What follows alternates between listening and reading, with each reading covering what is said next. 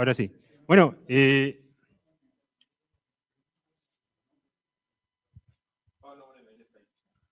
ahí se ve un poco la espalda. Bueno, ahora voy a presentar la última keynote, ¿ya? Antes del mensaje de despedida que le vamos a dar. Y bueno, ahora viene Pablo Moreno, que nos está acompañando, en este momento está en Europa, así que nos está acompañando a distancia. Y bueno, él es Data Scientist, especializado en áreas de negocios, conocimiento en BI, RPA, inteligencia artificial, MLOps, es un Microsoft MVP. Y además tenemos acá, de manera presencial, a Walter Calcagno, también MVP varias veces de Microsoft. Él es especialista en ingeniería de datos y en BI, en EY. Y nada, pues, un aplauso para Walter Calcagno y Pablo Moreno.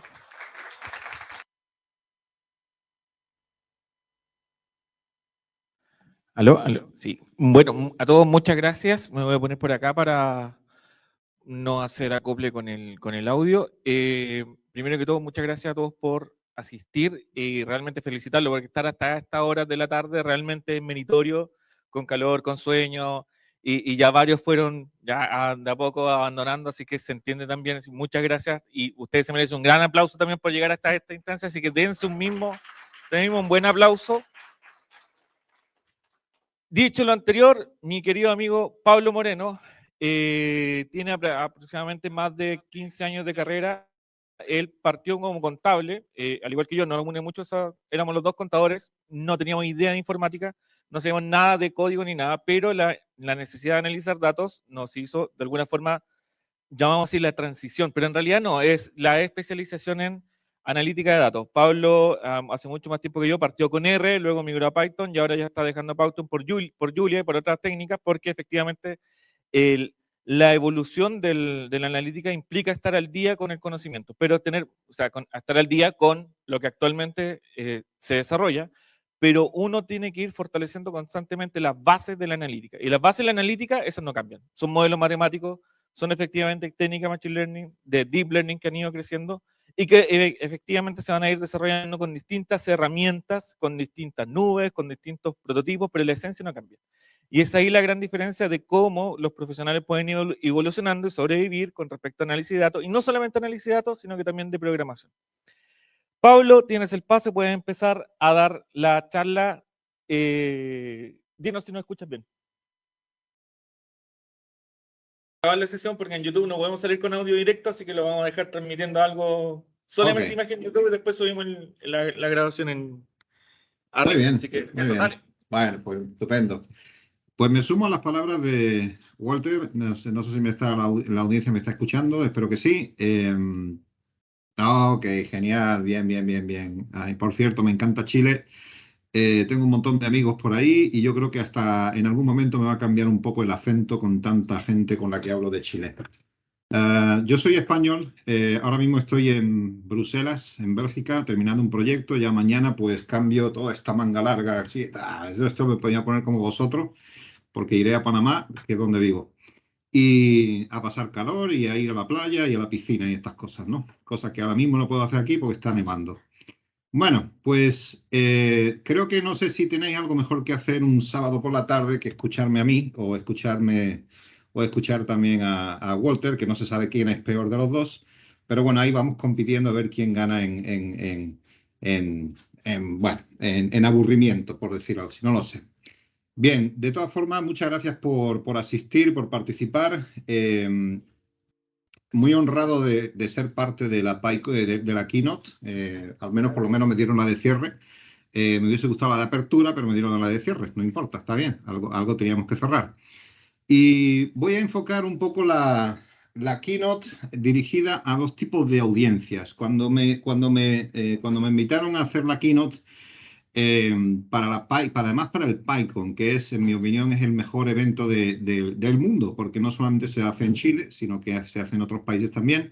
Y ser keynoter del PyCon es un gran honor, ¿no?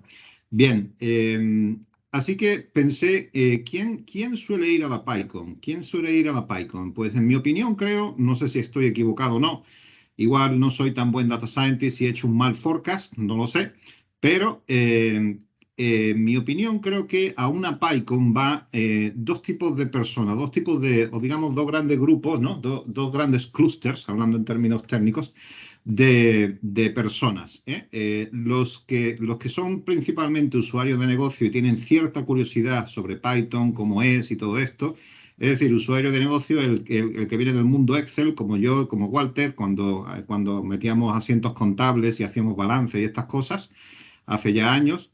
Y quiere saber un poco sobre Python y qué es, porque escucha y ve mucha información en redes sociales, en LinkedIn, que si Python, que si no sé qué, y todo es Python, y ahora todo el mundo se ha vuelto medio loco perdido con Python. Hace 10 años todo el mundo se volvió loco perdido con R, pues ahora es Python, hablando desde el punto de vista de análisis de datos, estrictamente, ¿eh? Eh, ese sería un grupo de audiencia al que creo que suele asistir a los PyCon. Y por otro lado, tenemos la gente que viene del mundo de la ingeniería de software o de sistemas y que, bueno, pues son programadores o van a ser programadores o son programadores experimentados y bueno, y quieren asistir al PyCon pues para compartir experiencias, para intercambiar impresiones, aprender y divertirse un poco y bueno, y por qué no, incluso hasta escucharme a mí hablar, ¿no? Nunca se sabe. Bien, entonces he preparado un poco un contenido que voy a intentar no ser demasiado largo, porque como soy del sur de España, pues como ya han visto, me gusta hablar demasiado y es un pequeño problema que tengo. Así que voy a intentar ser escueto porque después le toca a Walter que, como le digo, compite conmigo y yo con él también, a ver quién de los dos habla más y quién de los dos aburre más. En fin, ahí vamos a ver quién de los dos gana. Bien. Pues he preparado una pequeña presentación muy simple, pero que quiero abordar, digamos, cierto contenido que creo relevante, tal como están las cosas en el mundo, destinado a esas dos audiencias, ¿ok? Los usuarios de negocio que quieren aprender Python y los desarrolladores futuros o actuales desarrolladores que ya están en el mundo Python. Bien. Como les decía, estos somos los dos individuos que vamos a intentar presentar hoy. Como pueden ver, yo suelo vestir un poquito mejor que al amigo Walter, según la fotografía. No se sabe si eso es verdad o no, pero bueno, es una evidencia, y con lo cual no lo podemos negar, ¿no? Bien, vamos a empezar primero con ese subgrupo del usuario de negocio, que empieza a escuchar esto de Python, que lo más tecnológico que suele ser abrir Excel, mandar un email, navegar por Internet y alguna que otra cosita más, estilo chatear en algún sitio, etcétera, etcétera. Eso es toda la tecnología que puede saber un usuario de negocio. Pero un usuario de negocio, cualquier tipo de usuario de negocio, sea alguien que venga de finanzas, de contabilidad o de lo que sea, cualquier usuario de negocio, digo, persona no técnica, formada en el mundo de sistemas y estas cosas, cualquier profesión, cualquier profesional tiene un elemento en común. Todos, sin excepción, sin excepción. Todos usan datos para hacer su trabajo. No hay excepción. Desde un vendedor de tomates hasta un ingeniero agrícola. Todos, sin excepción, usan datos. Y no solo eso, no solo eso. Cada vez usan más datos para hacer el mismo trabajo. Y es tan importante usar datos porque eso nos ayuda a saber qué tenemos que hacer constantemente. O sea, cualquier mínima decisión, por pequeña que sea, uno necesita hacer datos, necesita analizar algún tipo de datos, porque los datos en general representan la realidad del mundo que vivimos, y no es nada menos en el mundo profesional. Entonces, las herramientas que se usan para analizar datos han ido evolucionando con el tiempo. Voy a hacer un pequeño repaso de por qué un usuario de negocio, una persona como yo, como Walter, que veníamos de las cuentas contables, el debe de haber, el balance de situación y la cuenta de resultados y los estados de cash flow, como gente como nosotros nos hemos convertido ahora, 10 años después o 15 años después, nuestro lenguaje habitual ha pasado de ser amortizaciones, cuentas contables, balance y estas cosas, Y ahora pues mi lenguaje, mi idioma es servidores, internet, versiones, paquete, librería, dependencias y no sé qué cuántas cosas más, de ese estilo. Bueno, pues ¿cómo hemos pasado a cambiar de forma de hablar, de forma de pensar? Bueno, pues esto es más o menos lo que ha pasado. Yo como vengo del mundo del BI, pues me gusta mucho la visualización y creo que se puede entender y puedo expresar mucho mejor lo que quiero decir cuando uso una buena visualización. Yo creo que este pequeño cuadro que no existe, esto no es un Gartner Quadrant ni nada de eso, ¿eh? Yo soy más inteligente que Gartner y yo me invento mis propios cuadros, ¿eh? Así que, como pueden ver, en el eje horizontal, yo tengo dos distintos casos de negocio desde menor a mayor complejidad. ¿Ok? Pues tenemos casos de negocio desde muy simples hasta muy complejos y casos de negocio intermedio. Cuando digo caso de negocio puede ser cualquier tipo de problema que podamos tener en una empresa, en una organización, en un trabajo, en el día a día, etcétera. ¿Ve? Tenemos cosas muy simples hasta casos de negocio muy complejos.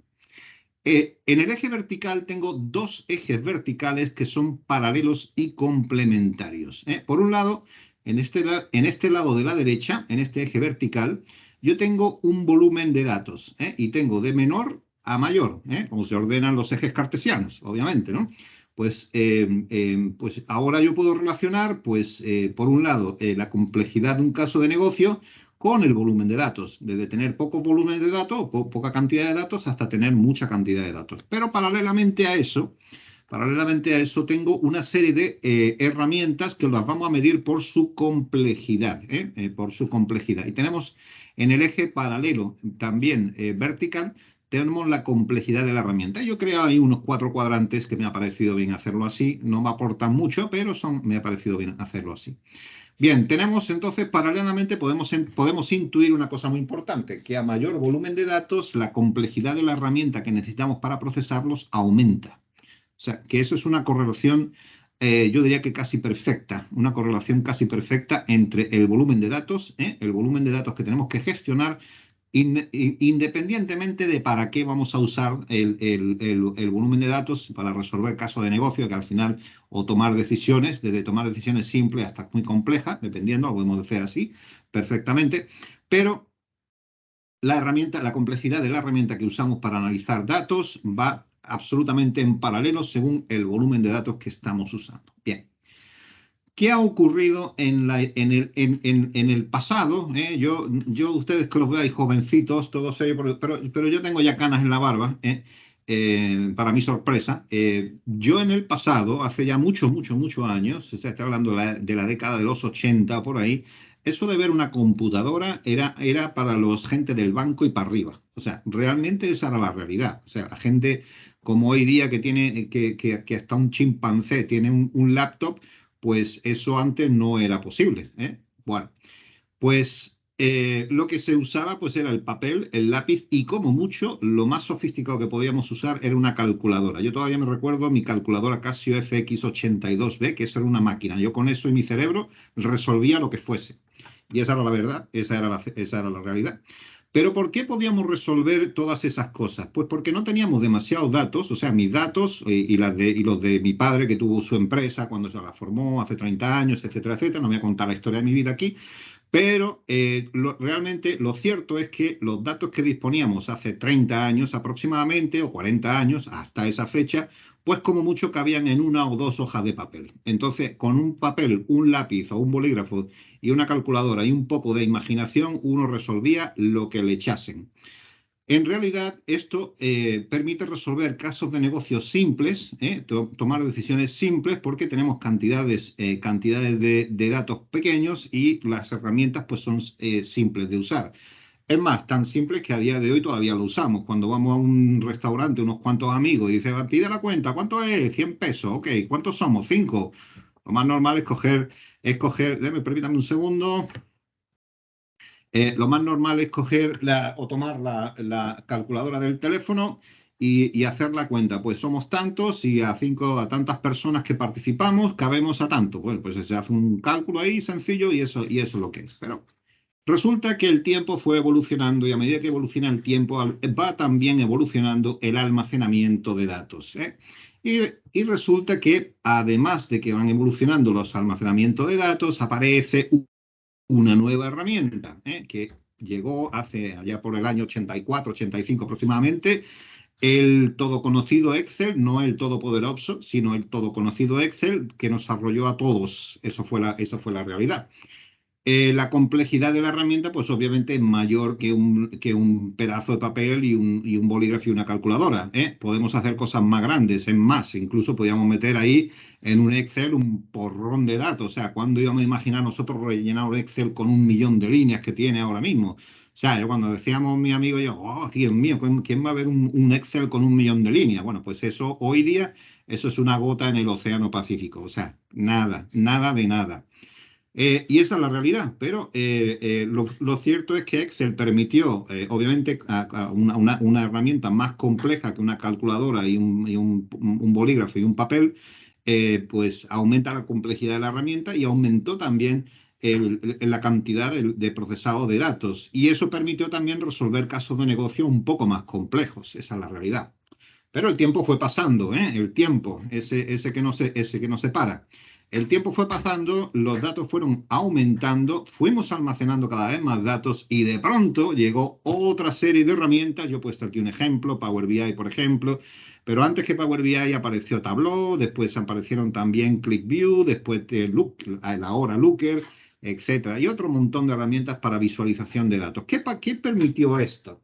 Bueno, esto permitió ser capaz de procesar ingentes cantidades de datos. Cuando digo ingentes, me refiero que con Power BI no solamente se pueden ver tablas o múltiples tablas incluso de 40, 50, 100 millones de líneas, como yo en algunos casos. Yo puedo conectar, se puede conectar Power BI o Tableau o alguna otra de estas herramientas a un repositorio de Big Data perfectamente y podemos ver trillones de líneas en una tabla. Con lo cual el volumen de datos pues, fue aumentando y eso permitió, siendo una herramienta más compleja aún que Excel, resolver casos de negocio también más complejos. Pero el tiempo sigue adelante, el tiempo sigue pasando. Y resulta que vamos generando cada vez más volumen de datos y cada vez somos más complejos los casos de negocio. Ya no es solamente analizar qué ocurrió, dame un reporte de ventas, dame un poco la tendencia. No, no, ahora necesitamos anticiparnos a qué puede ocurrir. Esas son palabras mayores, ¿eh? O sea, anticiparse a qué puede ocurrir en el futuro, esos son palabras mayores y son casos de negocio bastante más complejos de resolver que entender qué pasó en el pasado, dame una tendencia de venta en los últimos 6 meses y todo ese tipo de cosas que la gente de negocio suele decir, bueno, de negocio o no de negocio. Bien, en ese caso, ¿cómo resolvemos esto? Tenemos cada vez más datos, y tenemos cada vez escenarios de negocio más complejos. Pues ese hueco se ocupa de esta manera, con Python. Con Python, con R y con otros lenguajes. Pero como estamos en la PyCon, pues obviamente hablamos de Python. Y en mi opinión, lo bueno, pues seguramente que ya ustedes lo saben, porque ustedes saben muchas cosas, igual que yo, lo bueno que saben es que Python, ¿por qué gana popularidad frente a otros lenguajes? Es que es el mejor lenguaje, eso de que ese calificativo del mejor, el peor, honestamente, me parece poco acertado. Y cuando alguien habla de que si es mejor o peor, son herramientas. Si usted necesita un martillo, para hacer un hueco, para poner un clavo en la pared, a usted le importa poco que el martillo sea amarillo o azul o verde. Le importa muy poco. Lo que sí le importa es que realmente cuando usted pegue, que se clave el clavo. Bueno, pues esto es más o menos igual, ¿eh? Ahora, ¿por qué evoluciona Python más rápido que otras herramientas? Primero, porque es open source. Segundo, porque es muy flexible. Y tercero, porque se conecta a cualquier cosa que exista. Y cuando digo se conecta, me refiero a cualquier API que exista en el mundo. Sea lo que sea que exista en cuanto a alguna fuente de datos o algún tipo de sistema, incluso no desarrollado con Python, Python es capaz de conectarse a eso, con lo cual aporta mucha flexibilidad. Algo que, por ejemplo, R no aporta o cualquier otro lenguaje. Hay otros lenguajes que sí hacen, que sí tienen esa flexibilidad, pero teniendo esa flexibilidad no tienen la simplicidad que involucra Python. Con lo cual, y ojo, simplicidad no significa que Python sea fácil, porque Python no es nada fácil, ¿eh? Estoy hablando, se lo dice a alguien que no viene del mundo de la programación. O sea que Python no es fácil. Así que eso de que si hay algún especialista o algún analista de negocio que piensa, voy a aprender Python porque es fácil. Bueno, es fácil para un ingeniero. Para alguien que no es ingeniero, no es nada fácil, ¿eh? Como ningún otro lenguaje de programación. Bueno, pues esa es la realidad. Esto espero que responda a mi pregunta de por qué un analista de negocios necesita aprender Python. Porque cada vez tenemos más datos para hacer nuestro trabajo y porque además de tener más datos, cada vez tenemos que resolver casos de negocio cada vez más complejos. Y a día de hoy, y se ve que en el futuro inmediato también, la respuesta a esa pregunta es ¿cómo hago yo eso? Es decir, ¿cómo gestiono cada vez más datos y resuelvo casos más complejos? Es precisamente abandonando las herramientas estas tradicionales, porque ya Power BI tiene 7 años, ya es una herramienta tradicional, ya está madura, etcétera, etcétera, y dando el salto hacia herramientas de programación. ¿Ok? Las cosas han cambiado mucho también en la programación, específicamente en Python, versus hace unos cuantos años, hace 4 o 5 años aproximadamente. Y ahora viene la segunda parte. ¿Cómo? Bueno, esto es un poco, al final acabo diciendo que cualquier usuario de negocio, lo quiera o no, se lo crea o no, acabará siendo un científico de datos, se lo crea o no, porque con el tiempo va a necesitar cada vez más datos para hacer su trabajo. Así que si hay algún científico, si hay algún analista de negocios por ahí en la sala, que sepa que le va a tocar aprender Python o aprender algún tipo de lenguaje de programación para analizar grandes volúmenes de datos. Bien, vamos con la segunda parte. Para los desarrolladores,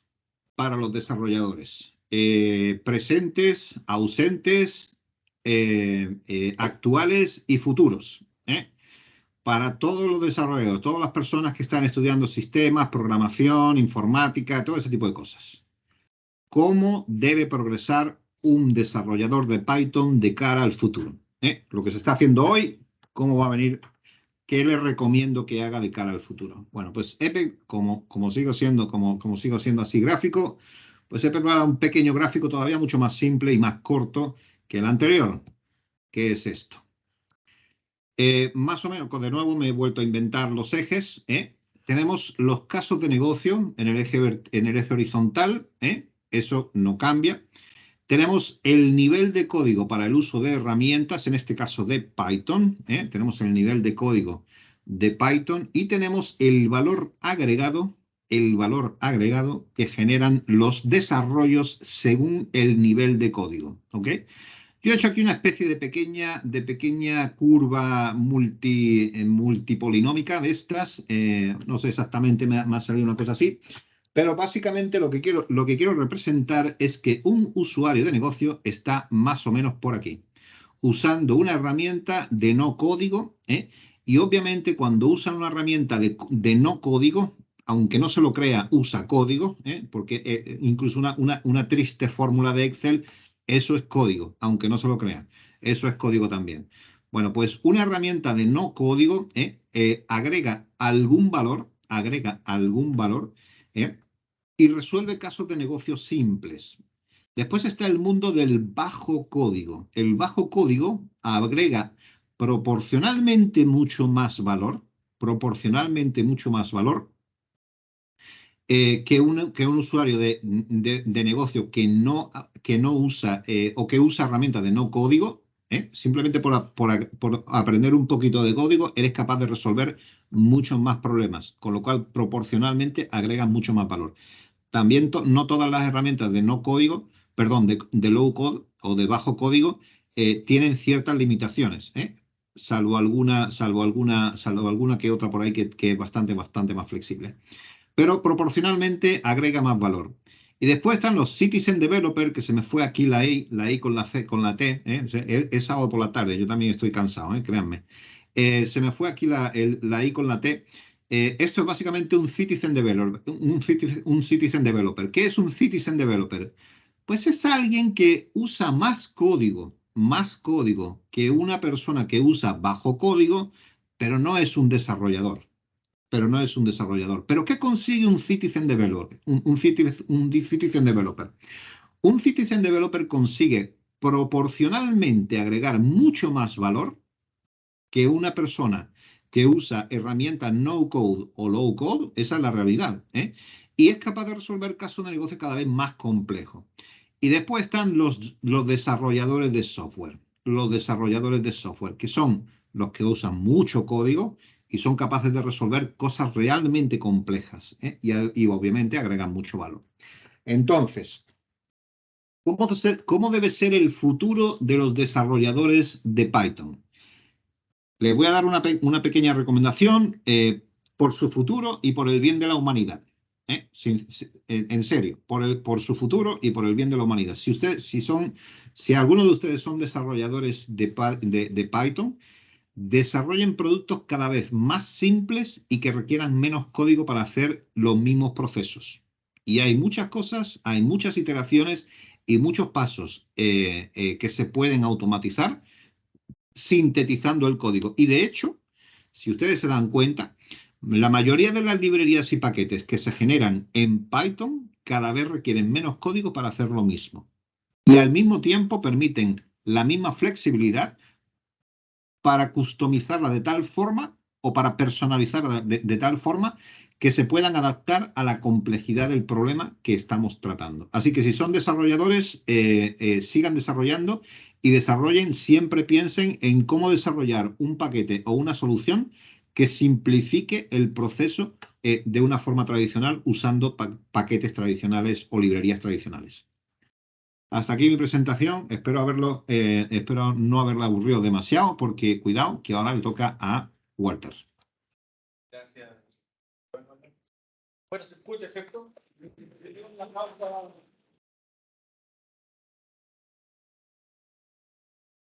No te vayas todavía porque te tengo que compartir mi pantalla para que la grabación quede completa, así que vas a tener que participar, lo siento. Con mucho gusto, no te preocupes. Bueno, esto que ven acá es la parte práctica de esta demo. En esencia, lo que tengo ahí es Power BI. Por favor, no le sangren los ojos al mundo, ya se subiendo. ¿Y por qué tengo Power BI acá? Porque, bueno, es una herramienta de entrada bastante común para aquellos que están ingresando a la analítica de datos. Y porque nos gusta, hombre, porque nos gusta.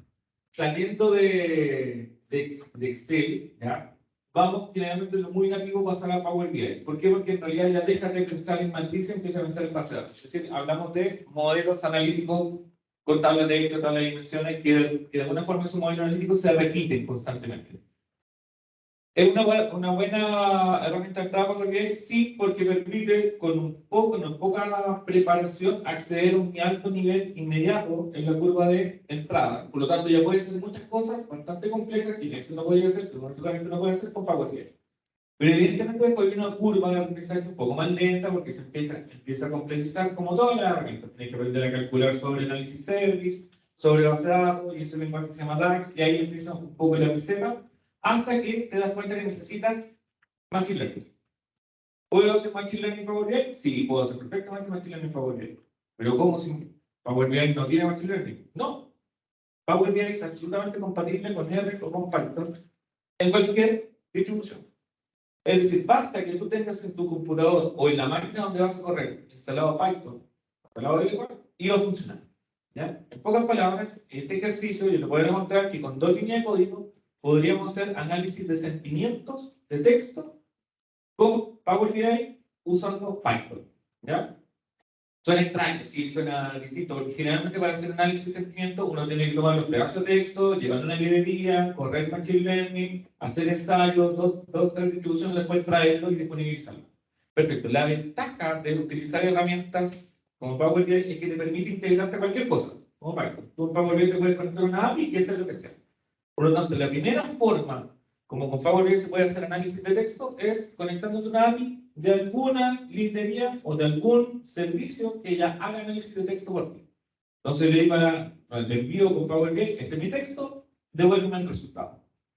Eso está disponible, hay muchas formas de poder hacerlo con Power BI, hay muchas APIs que te permiten hacerlo, pero generalmente esas APIs son o de pago, y las que son gratuitas no son muy confiables. O son muy buenas en inglés, pésimas en español, pésimas en portugués. ¿Ya? Como Python es código libre, ya hay muchos desarrollos, sobre todo con dos librerías que vamos a ocupar ahora, que es el scikit-learn y NumPy, desarrollaron análisis de... ayúdame, Pablo, ahí, para que se me olviden los... ¿Qué necesitas? Análisis de sentimientos, sí, Scikit y NumPy, ¿cierto? Ellos dos desarrollaron la librería denominada análisis de sentimientos en español. ¿Ya? Exacto.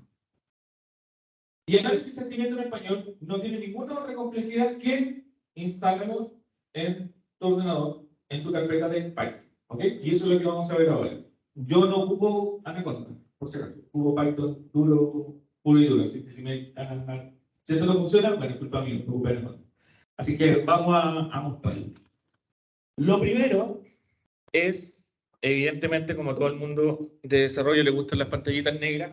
Si yo quisiera hacer esto en un Jupyter Notebook, también no les el ojo. Yo hago Jupyter Notebook con Visual Code, ya no ocupo la interfaz de web. ¿Qué es lo que necesito instalar? Necesito instalar dos cosas, NumPy y el scikit-learn, nada más. ¿Ya? Instalando el NumPy y el scikit-learn, después le pido, después de hacerlo internacional, que me importe la librería de análisis de sentimientos en español. Si quisiera seguir la lógica de notebooks, tendría que traer ahora el dataset de elementos que quiero analizar y luego correr la librería sobre ese dataset. ¿Ya? Y evidentemente acá empiezo a hacer mucho más pasos de notebook, y no lo voy a aburrir como hacerlo porque ya lo han visto varias veces. Entonces, a partir de acá es donde se genera la gran barrera entre el usuario de Power BI y el no usuario de Power BI. Porque el usuario de Power BI ya tiene los datos, ya tiene los datos. Lo que necesita hacer ahora es pasarle simplemente la librería. Y es ahí donde en Power BI viene la gran ventaja. Power BI, yo lo que hice para este ejercicio, voy a irme al apartado de Power Query, que Power Query de alguna forma es nuestra herramienta de ETL en Power BI. ¿Qué es lo que implica? Yo me fui a la página de booking.com hoy día en la mañana y busqué uno de los tantos departamentos que se arriendan acá cerca del campus escolar. ¿Ya? Y lo que hice con Power BI, hacer un scrapping. Ya, yo no hago scrapping con Python, no me demora mucho. Es más fácil hacer scrapping con Power BI. ¿Ya? Entonces, scrappé los 10 primeros comentarios de los departamentos de acá cerca. Ah, ya, pero sí que... Ok. Que tiene una mano estable, sí, mira, es una pregunta. Voy a ver si lo puedo ampliar el zoom, no lo sé, ya.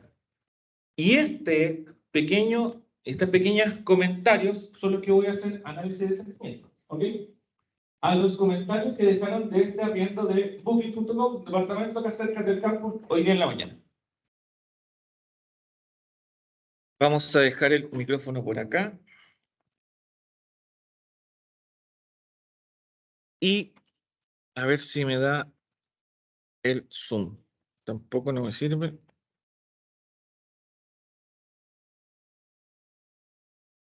Ahí sí. Ya. Bueno, básicamente, sin Python me basta con traer los datos y al tener los datos voy a poder ir mirando cada uno de los comentarios que me dejaron incorporados en esta investigación. ¿Ya? Puedo ver que había un poco de aseo en la casa, lo único fue el tema del portón, faltó, o sea, varios comentarios asociados a el hospedaje que fuimos a revisar. En Booking, en todos lados, siempre le ponen estos comentarios. Y lo que hay para orientar a alguien si quiere arrendar el nuevo departamento es una calificación. Pero esa calificación, en esencia, es bastante subjetiva de la persona que lo dejó, porque fíjense que la misma persona, en este caso, ponía que era confortable, muy bien, fantástico, muy bien. No es muy matemático que digamos. A nosotros lo que nos gustan los números, queremos ver eso ponderado. ¿Ya? Y el análisis ponderado generalmente viene con evaluar los números entre 0 y 1, una especie de probabilidad, cuál es el mayor valor que se le asigna al comentario. Más cercano a 1, más positivo, más lejano de 1, más negativo. ¿Ya? Esa es la forma como nos gusta mirar los datos. ¿Cómo hacemos con esto? Como ya tenemos los datos y ya tenemos, de alguna forma, esto ya trabajado, en Power Query, que es la herramienta donde trabajamos los datos, simplemente paso esta línea de código. Y me va a aparecer acá, como estoy con el zoom. A ver, ahí está. Estas dos líneas de código. Es decir, abro y le digo inmediatamente dataset. Quiero que va a subir inmediatamente Python, que todo lo que yo tengo en el PowerPoint limitado, con todas mis filas, forman mi dataset. Una especie de data frame, si tuviéramos pandas, se sería una especie de data frame. Pero acá lo sumo que es mi dataset completo, con todos los campos como lo tengo.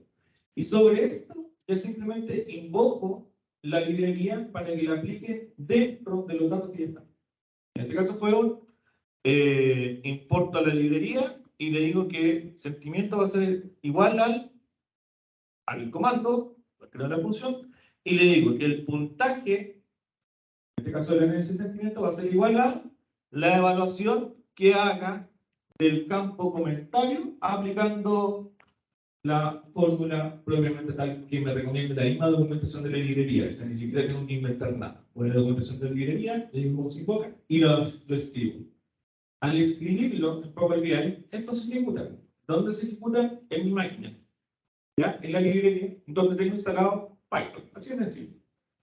Al ejecutarlo en mi máquina...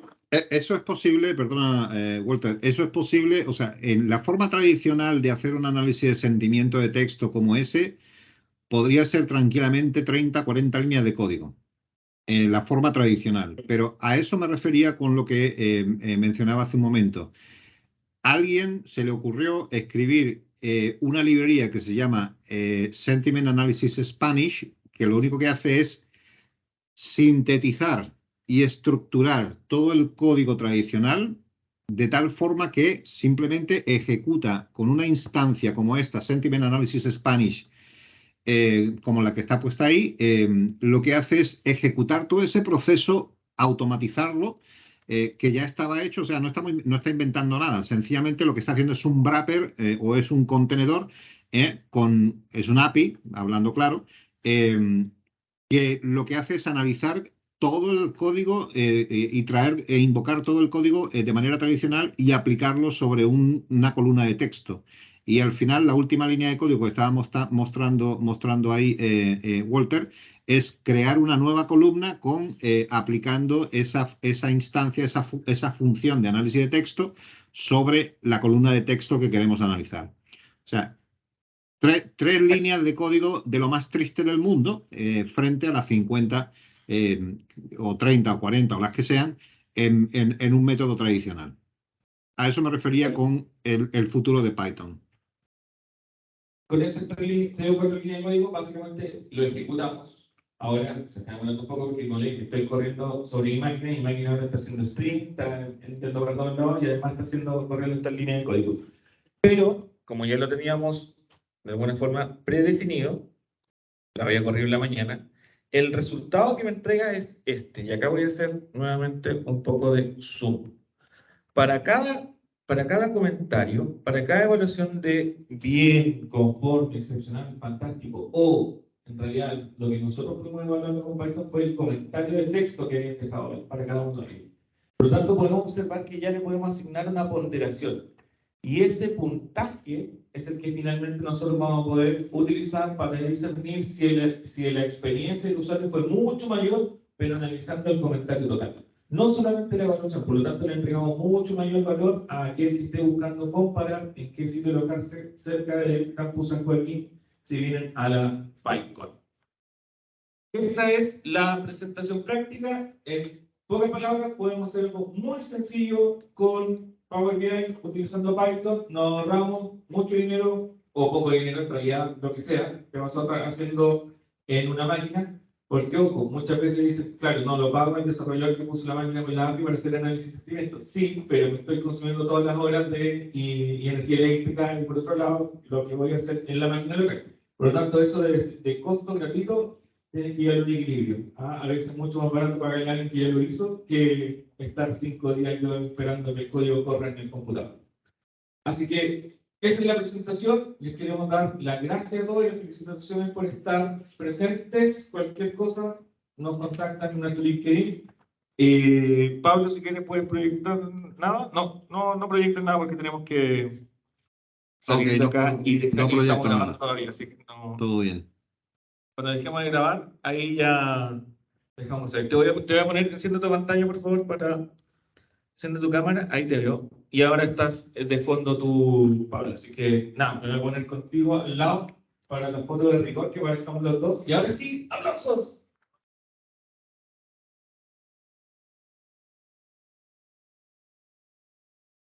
Hagamos con la foto de rigor. Eso. Muy bien, muchas gracias, Pablo. Muchas gracias. Y bueno, nuevamente un aplauso y si alguien tiene preguntas.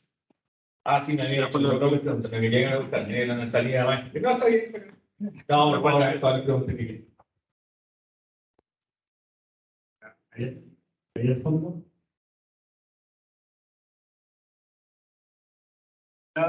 Bueno, muchas gracias por la charla, ambos, muy interesante. Quería consultar si que, por ejemplo, yo tuviese como algún modelo de Machine Learning, un pipeline, por ejemplo, y quisiese correr dentro del reporte el predict, para que en vez de hacer la predicción completa, lo que pasa es que, por ejemplo, en la pega que estoy ahora, crea un tablero. Entonces, para que en el dashboard aparezca la predicción, hay que hacer todo el procesamiento de todos los datos, cargar la predicción y después sacarlas en el tablero. Sería el módulo útil, por ejemplo, no sé, hicieran el tipo TL que hicieron en Power BI, que hiciera el predict para cierto valor y apareciera automáticamente en el No, sí, lo hace. De hecho, la gran ventaja con la que, bueno, una de las cosas que yo no uso Tableau por eso, que Tableau solamente visualiza, no permite preprocesar. En Power BI tú preprocesas, corres APIs, limpias, proyectas y después lo visualizas.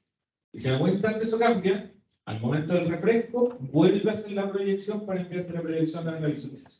Exactamente. Por lo tanto, ¿Y esto corre cada cuánto uno puede programar? no, tú programas cuando corre. Perfecto. Tú le dices, esto quiero que se actualice hoy día a las 1 de la mañana, se actualiza a las 1.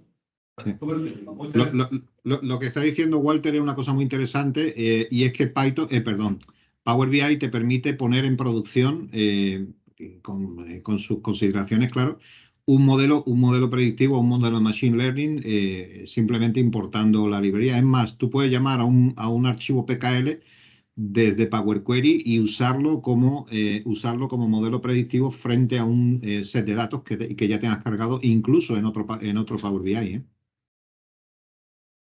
Otra pregunta tenemos por aquí.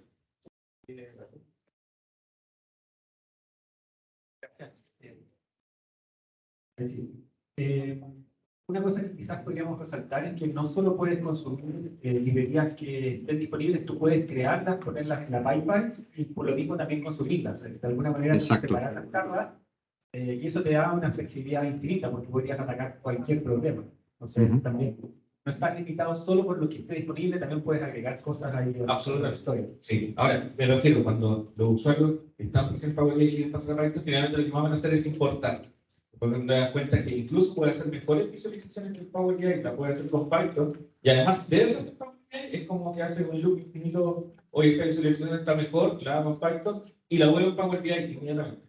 Es la gran ventaja que permite ir anidando distintas cosas con código para darle mayor potencia. Pero todo pasa con algunos gráficos como los de las visualizaciones más complejas, como por ejemplo las cascadas, la waterfall, son bastante complejas de poder desarrollar porque tienen que ver la variación entre un monto y otro en función de varias variables continuas en función de varias discretas. Un waterfall es una buena herramienta, pero por defecto la visualización de waterfall de Power BI es horrible. Tú puedes sacar mejores visualizaciones de waterfall o de lo que sea con Python o con Power BI con Native. Buenísimo. ¿Alguna otra pregunta? Ya, muchas gracias. Nada.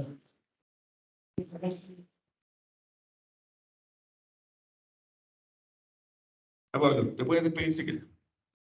No, muy bien, pues muchas gracias a todos por la asistencia, por las preguntas, por el interés. Gracias a la organización por invitarme y gracias a ti, Walter, por presentar conmigo y por dedicarme el tiempo de organizar esto también. Y una cosa, Pablo no quería decir, pero Pablo es autor de un libro que se llama Machine Learning con R, Python y Power BI. Ese libro, yo tengo una copia disponible, así que síganos en LinkedIn a los dos y les vamos a regalar uno hoy de la tarde a los primeros comentarios. De forma aleatoria vamos a hacer un código en Python para así regalar ese libro. No lo traje ahora, pero sí se lo voy a hacer llegar a la organización para que lo distribuya. Así que también está ese regalo de Pablo. Así que ahora sí, adiós.